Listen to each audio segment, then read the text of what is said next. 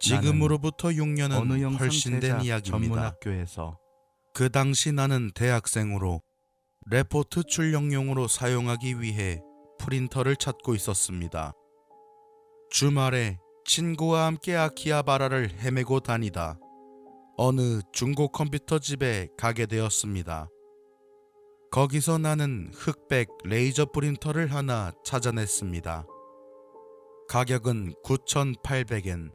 당시로서는 프린터가 상당히 귀한 물건이었던 데다 비교적 새 거일 것 같았고 보증기간도 남아있었기 때문에 행운이라고 생각하고 덥석 집어들었습니다. 바로 아파트의 방으로 돌아가 컴퓨터에 드라이버를 설치하고 프린터를 테스트하기 시작했습니다. 테스트 인쇄를 실행시키고 나는 화장실에 갔고 친구는 TV를 보고 있었습니다. 그런데 친구는 거기서 이상한 것을 알아차렸습니다. 테스트 인쇄는 분명 두어 장 정도의 양만 인쇄하는 것일 텐데 인쇄가 멈추지를 않는 것입니다. 결국 꽂아둔 용지를 모두 사용하고서야 인쇄는 멈췄습니다. PC 모니터에도 에러 메시지는 출력되지 않았습니다. 그리고 인쇄된 종이를 보고 친구는 라고 외쳤습니다. 어찌된 일인지 종이에는 어떻게 보더라도 여자의 얼굴이라고 밖에는 생각할 수 없는 사진이 찍혀 있었던 것입니다. 윤곽은 흐릿했지만 머리나 눈, 입이 검게 찍혀 이쪽을 노려다 보는 것 같은 얼굴이 인상적이었습니다. 게다가 인쇄된 메시지는 한 장 한 장이 모두 미묘하게 다른 모습이었습니다. 기분이 나빠진 나는 다시 한번 테스트를 하기 위해 적당한 테스트 파일을 인쇄해 봤습니다. 하지만 이번에는 별 문제 없이 잘 인쇄가 됐습니다. 이상하게 생각하고 있는데 갑자기 프린터가 멋대로 한 장 더 인쇄를 시작했습니다.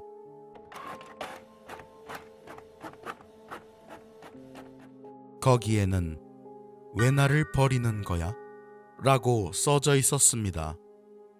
친구는 바로 반품하자고 했지만 이미 시간이 늦어 가게도 문을 닫았을 터라 다음 날에 가기로 했습니다.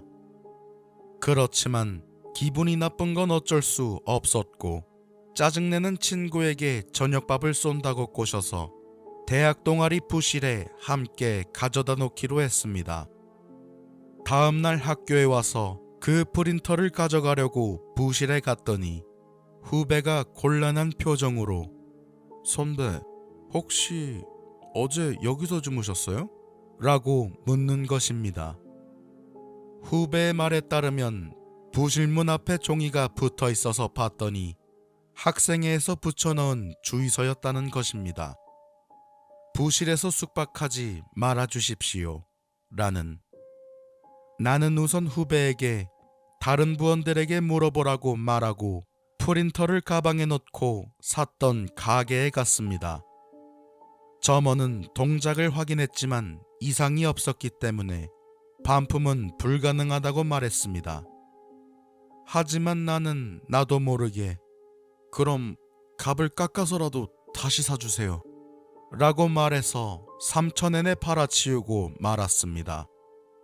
다시 동아리 부실로 되돌아오니 후배가 다시 와서 아까 했던 이야기를 계속해 주었습니다.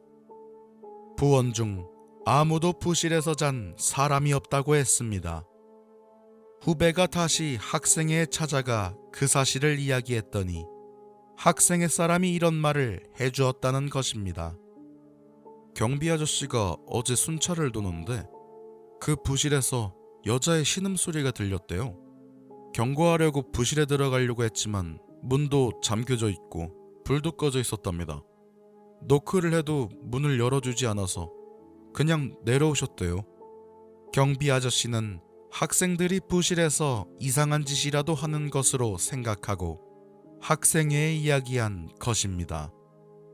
후배는 부원들 중 지피는 사람이 없다며 아마 침입자가 있었던 것 같다고 학생에 말하고 돌아왔다고 합니다. 결국 침입자가 들어왔다는 것으로 처리가 되고 이후 부실의 문을 교체하는 것으로 사건은 끝났습니다. 그렇지만 도대체 그날 부실에서는 무슨 일이 있었던 것일까요? 그날 밤 그 프린터를 내 방에 두었다면 도대체 어떤 일이 일어났을까요?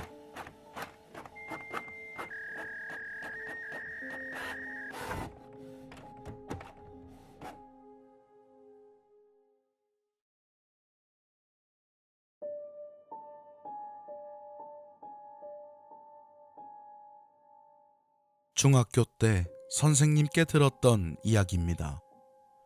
긴 이야기였지만 나름대로 짧게 정리해 보겠습니다. 선생님이 아직 대학생이었던 때 대학 선배가 교원 실습으로 초등학교에 나가게 되었다고 합니다. 선배는 담임하게 된 반의 아이들과도 허물없이 친해지고 어려운 실습도 그럭저럭 마무리해 나갔다고 합니다.